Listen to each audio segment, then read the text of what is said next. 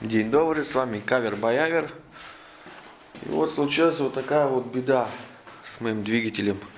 Конечно, планирую поставить себе 7А, но мой 5А, походу, скоро прикажет долго жить. Значит, смотрите, может, кто сталкивался с такой ерундой. Так, что у меня там, ничего не загорится?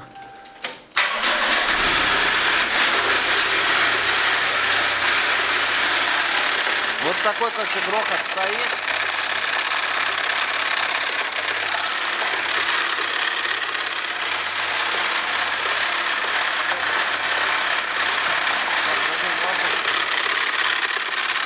Вот видим, бьется ремень ГРМ.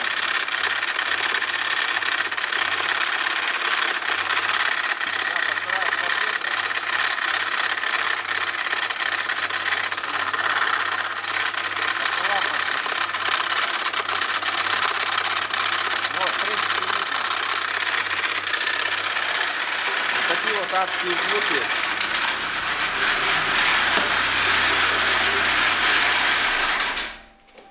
Как результат пропала тяга.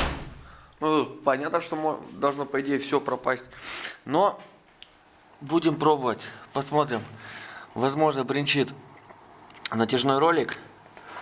Сейчас, как бы только не пиздануло. Здесь вроде нормальная натяжка. Здесь уже видим, что хлябывает. Так, видим, не видим? Хоть чего видим. Еще ремешок у нас болтается. Есть подозрение, что проскочил. Возможно, морозы были, вода попала. Натяжной отошел. Его клинануло или что там, примерзло, хер его знает. Ремень начал хлябать и проскочил. В результате, ну фиг его знает, посмотрим. Сейчас посмотрим. Ну и также теория есть, как многие механики говорят, что это гидрокомпенсаторы стучат, ничего страшного. Ну, пока разберемся с этой проблемой.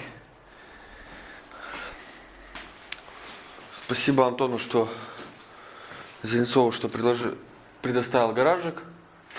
Столь холодное зимнее, ну практически утро, день. Да, двигатель в страшном состоянии.